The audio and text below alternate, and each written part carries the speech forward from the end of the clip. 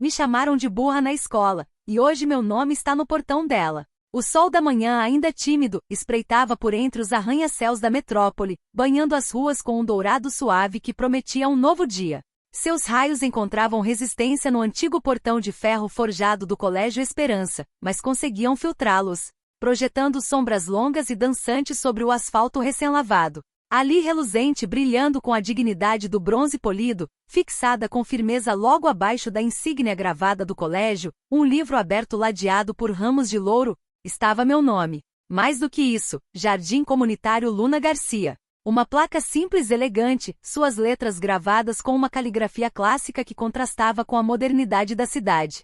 Mas para mim, Luna, aquele metal frio valia mais que ouro, mais que qualquer troféu cintilante ou medalha reluzente que o mundo podia oferecer. Ele era a materialização de uma jornada, um testemunho silencioso de superação. Engoli em seco, a garganta seca como areia, e o coração batendo forte no peito, um ritmo que se acelerava, ecoando os tambores de uma tarde distante, fria e cinzenta, gravada a fogo em minha memória. Aquela tarde em que me chamaram de burra. As palavras cruéis e definitivas ainda reverberavam, fincadas em minha mente como espinhos enferrujados, mas que paradoxalmente haviam me impulsionado a crescer. Luna, você é burra. A voz estridente e metálica da Dona Fátima, professora de português, cortava o ar denso da sala de aula. Uma navalha afiada que se cravava em minha autoestima. Nunca vai aprender. Seus colegas já entenderam a conjugação do verbo ser em todos os tempos verbais, em todas as suas nuances. Por que você não consegue? Parece que tem areia na cabeça, menina, e cimento nos ouvidos. Eu tinha apenas 8 anos, uma criança com os sonhos ainda em formação, e aquelas palavras, proferidas com a autoridade inquestionável de uma educadora, moldaram minha infância mais do que qualquer livro didático empilhado em minha escrivaninha, mais do que qualquer lição de casa que eu me esforçava para compreender. Hoje, décadas depois, meu nome estava ali, gravado para sempre no portão de entrada da mesma escola que um dia me fez sentir tão pequena, tão incapaz, tão invisível. A ironia era palpável, quase poética. Minha infância dentro das 4 paredes da sala de aula não foi um conto de fadas, mas um campo de batalha silencioso, onde eu lutava contra mim mesma, contra as expectativas dos outros e contra um sistema que parecia não ter espaço para o meu jeito de ser. Letras e números dançavam na minha frente como duendes travessos, misturando-se em um borrão confuso e indecifrável, um caos que parecia existir apenas para mim. Enquanto meus colegas liam fluentemente as fábulas de Esopo, extraindo morais e compreendendo a estrutura das frases, e resolviam contas de divisão com uma agilidade que me parecia mágica, quase sobrenatural, eu ficava para trás, sempre a última a terminar, com a testa franzida em frustração e os olhos marejados de impotência tentando, em vão, decifrar os enigmas daquelas páginas. A Dona Fátima, uma mulher miúda, mas de presença imponente, com um coque apertado que parecia desafiar a gravidade e óculos na ponta do nariz que refletiam a luz fria do fluorescente, não tinha paciência para alunos lerdos. Como ela nos chamava com um desdém quase palpável, um sorriso sutilmente cruel. Ela acreditava com uma convicção quase religiosa que a disciplina férrea, a repetição exaustiva e a memorização mecânica eram as únicas chaves para o aprendizado, os únicos caminhos para o conhecimento. E minha dificuldade em absorver o que ela ensinava, em seguir seus rígidos padrões era, para ela, um sinal inequívoco de preguiça, de falta de vontade, de um desafio intencional à sua autoridade ou, pior, de uma deficiência intelectual irrecuperável, uma limitação inata. A palavra burra não saiu apenas uma vez de seus lábios.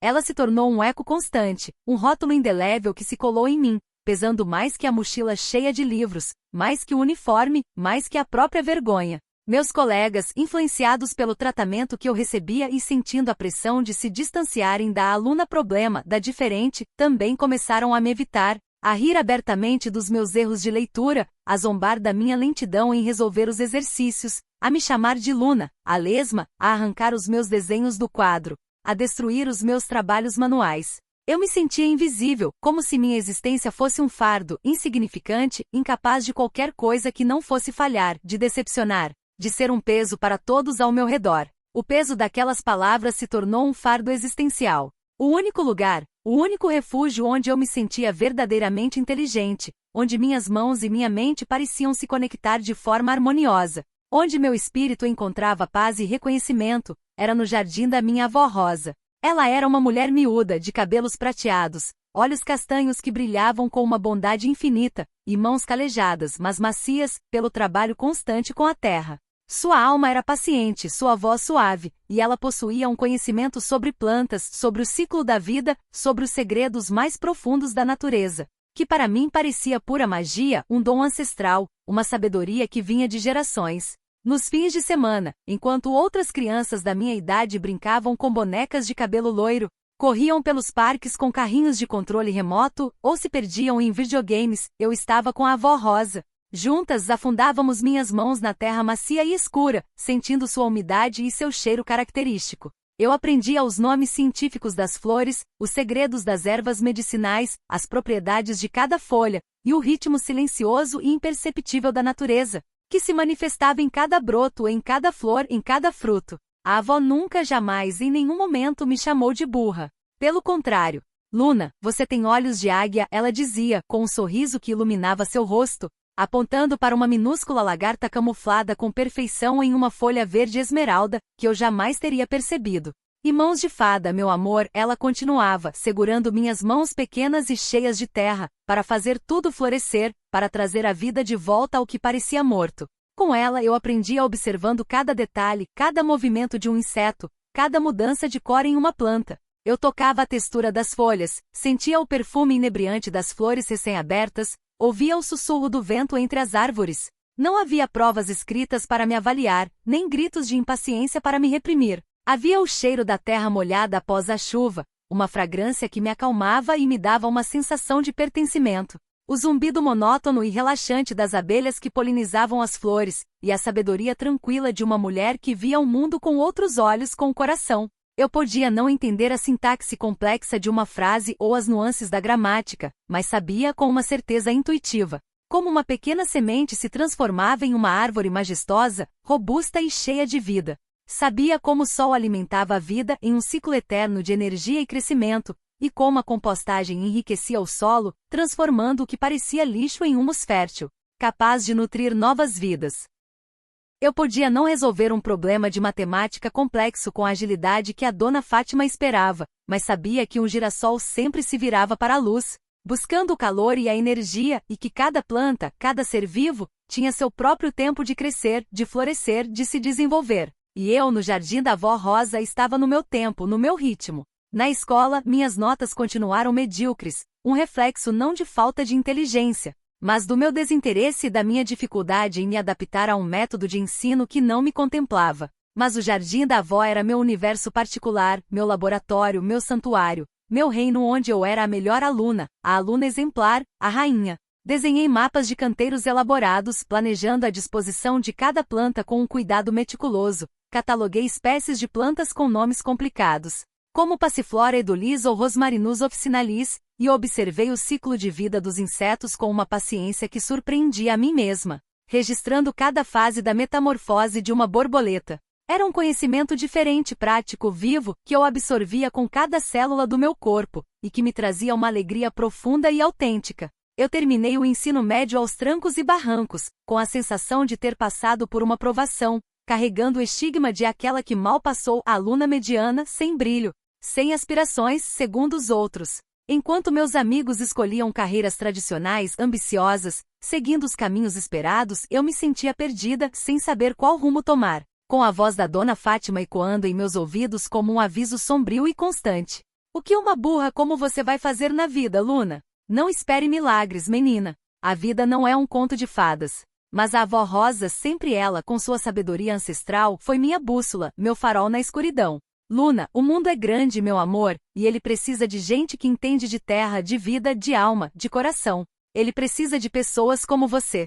O que você ama fazer, minha filha? O que faz seu coração cantar? O que te dá propósito e alegria? E o que eu amava fazer, o que fazia meu coração cantar, o que me dava propósito e alegria, era o jardim. Era a terra, as plantas, a vida que brotava. Decidi ir contra a corrente, contra as expectativas de todos, contra as vozes que me diziam que eu não era capaz. Escolhi uma faculdade de agronomia com especialização em paisagismo e ecologia urbana, uma área que para muitos ainda era vista como um nicho, uma curiosidade. Meus pais, preocupados com o futuro incerto da filha, perguntaram, com um tom de voz que misturava carinho e apreensão, se aquilo era um hobby ou uma profissão de verdade. Algo que pudesse te sustentar, minha querida. Eu apenas sorri, um sorriso genuíno que vinha da alma, irradiando uma nova confiança. Eu sabia com uma certeza inabalável que estava no caminho certo. O caminho que a avó Rosa havia me mostrado, pavimentado com amor e terra. A faculdade foi um desafio, sim, mas um desafio diferente, um que me estimulava, que me impulsionava a ir além. Lá meu jeito de aprender, observando, experimentando, pondo a mão na massa, suando a camisa, sujando as mãos de terra, era valorizado. Minhas dificuldades com a escrita acadêmica e a teoria ainda existiam, claro, mas encontrei professores que entendiam que havia outras formas de inteligência, outros talentos a serem cultivados, outras formas de expressar o conhecimento. Fiz amigos que compartilhavam minha paixão por transformar espaços cinzentos e esquecidos em oásis verdes vibrantes, por trazer a natureza de volta à cidade. Saí da faculdade com um diploma, com um conhecimento sólido, com uma rede de contatos valiosa e, acima de tudo, com uma certeza inabalável: eu não era burra. Eu era diferente. E essa diferença era, na verdade, minha maior força, meu superpoder. Os primeiros anos foram duros, como é a vida de todo empreendedor que tenta inovar. Abrir minha própria agência de paisagismo sustentável, verde urbano, era um sonho ambicioso, que parecia um projeto de longo prazo, quase uma utopia para alguns. Muitos não acreditavam no conceito de jardins que se cuidam, de cidades mais verdes, de biodiversidade no concreto, de paisagismo regenerativo. Mas eu persistia, alimentada pela minha paixão inabalável, pela memória da avó Rosa e pela convicção de que o mundo precisava de mais verde. Comecei com pequenos projetos, vasos em varandas de apartamentos minúsculos que traziam um pouco de vida para o alto dos edifícios. Pequenas hortas comunitárias em terrenos baldios que antes eram pontos de descarte de lixo, e a revitalização de praças esquecidas, que haviam se tornado focos de abandono e criminalidade. Minhas criações eram mais do que bonitas, eram funcionais, ecológicas, vivas, pulsantes. Elas contavam histórias de resiliência e transformação, de como a natureza podia curar e revitalizar. Comecei a ganhar reconhecimento primeiro em círculos menores, depois em âmbito mais amplo. Um prêmio local por um jardim vertical inovador em um prédio comercial no centro da cidade, que usava um sistema de irrigação de reuso. Outro nacional por um projeto de revitalização de uma área degradada em um bairro pobre, transformando-a em um parque sensorial exuberante para crianças. Um espaço de cura, aprendizado e brincadeira. Meu nome começou a circular nos meios especializados de arquitetura, design e sustentabilidade. Reportagens em revistas de arquitetura e design, convites para palestras em universidades e simpósios, onde eu compartilhava minha visão e minha paixão. A aluna, a lesma, a menina estigmatizada, estava finalmente voando alto, com as asas da inovação e da sustentabilidade. Está gostando da história? Para nos apoiar, curta esse vídeo, siga o canal e ative as notificações. A frase que antes parecia uma ironia do destino, um clichê de internet, uma voz vinda de um tempo que parecia tão distante, mas que de repente se tornava tão presente e relevante, agora era um lembrete vívido de que minha vida havia se transformado em algo digno de ser contado, de ser compartilhado, de ser viralizado, não por escândalos, mas por inspiração. Certa manhã, em meio à avalanche de e-mails de clientes, propostas de projetos e convites para eventos, um e-mail com o logo familiar do Colégio Esperança piscou na minha caixa de entrada. Meu coração deu um salto, uma mistura de surpresa e um leve receio. Eles queriam que eu apresentasse um projeto para revitalizar toda a área externa da escola. A diretora, uma mulher jovem e progressista, que não era da minha época de estudante, havia visto meu trabalho no parque sensorial e estava genuinamente impressionada com o conceito de educação ambiental na prática. A escola, ela explicava no e-mail, estava passando por uma crise de imagem, com problemas de orçamento e uma reputação em declínio. Os antigos jardins estavam abandonados, os pátios eram de concreto rachado, sem vida, sem cor. E eu, a criança que havia sido chamada de burra, estava sendo convidada a salvar a imagem da minha antiga escola, a trazer vida de volta àquele lugar que me havia tirado tanto. O universo tinha um senso de humor peculiar, um roteirista com um toque dramático, capaz de criar reviravoltas que ninguém esperava. Eu aceitei o convite, apesar do nó na garganta e da apreensão que me invadia a cada passo que me levava de volta àquele lugar. Ao entrar na escola, as lembranças me invadiram como uma onda avassaladora, uma torrente de imagens e sensações, os corredores cheirando a cera de limpeza e giz, as salas de aula barulhentas e vibrantes, o pátio onde eu costumava me esconder nos intervalos, buscando o refúgio da crueldade infantil. E então, lá estava ela. A sala da Dona Fátima, a porta entreaberta, revelando a mesma disposição de carteiras, a mesma lousa, a mesma janela. Ela ainda estava lá, sentada em sua mesa com o mesmo ar austero, corrigindo provas. Seus cabelos agora eram brancos como a neve, mas o coque continuava apertado, desafiador, e os óculos na ponta do nariz, um símbolo de sua autoridade. Ela me viu no corredor e seus olhos, por um breve momento, se arregalaram em um reconhecimento assustado, uma mistura de surpresa e talvez, apenas talvez,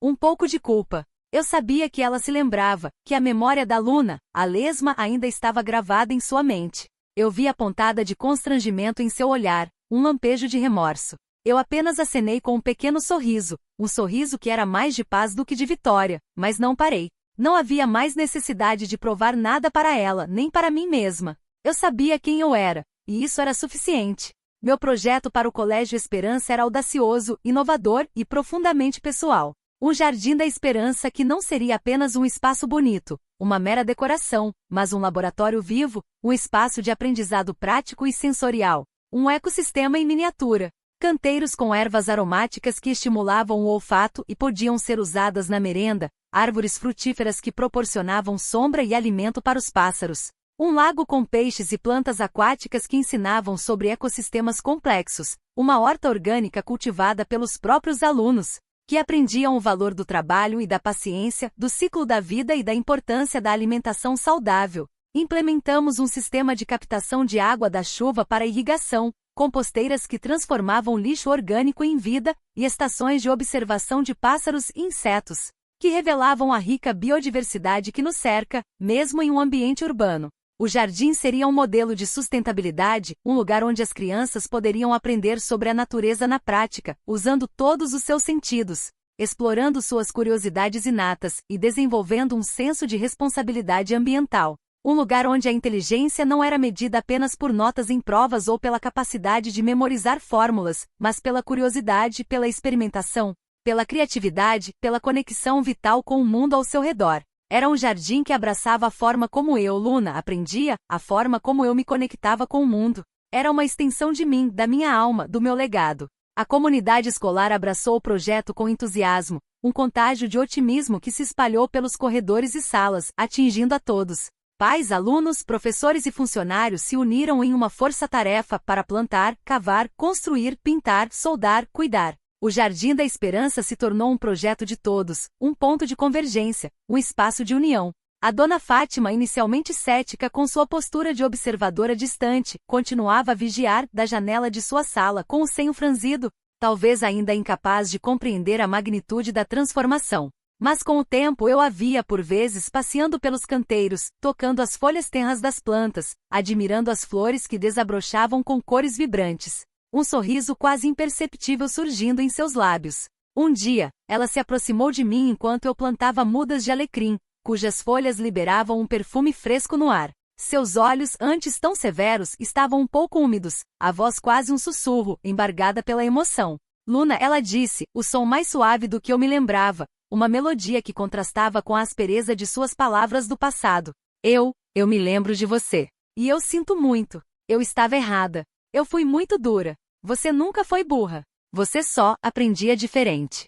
E eu, na minha limitação, na minha cegueira pedagógica, não soube ver isso. Perdoe-me. Aquelas palavras tardias mas sinceras, foram um bálsamo para a alma, um fechamento para uma ferida antiga, uma libertação. Não havia mais dor, apenas um alívio leve, a confirmação de que a ferida havia finalmente cicatrizado, e o perdão, sem ser pedido, já havia sido concedido por mim há muito tempo. A inauguração do Jardim da Esperança foi um dia de festa, de celebração, de um novo começo para toda a comunidade. O prefeito, autoridades locais, pais, alunos, toda a comunidade estava lá, reunida sob o sol quente que agora abençoava o Colégio Esperança, em um clima de alegria e orgulho. A diretora, emocionada, fez um discurso tocante, elogiando minha visão, minha persistência, e a forma como o jardim havia transformado a escola. Não apenas esteticamente, mas em seu próprio método de ensino, em sua alma, em seu coração pulsante. Novas disciplinas focadas em educação ambiental e prática em jardinagem haviam sido criadas, integrando-se ao currículo escolar de forma orgânica.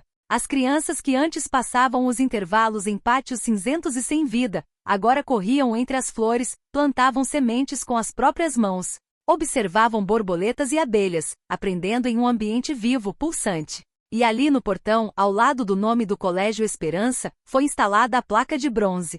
Jardim Comunitário Luna Garcia, idealizadora e paisagista responsável. Eu estava ali, diante daquele portão, meu nome reluzindo sob o sol da manhã, sob o olhar de todos.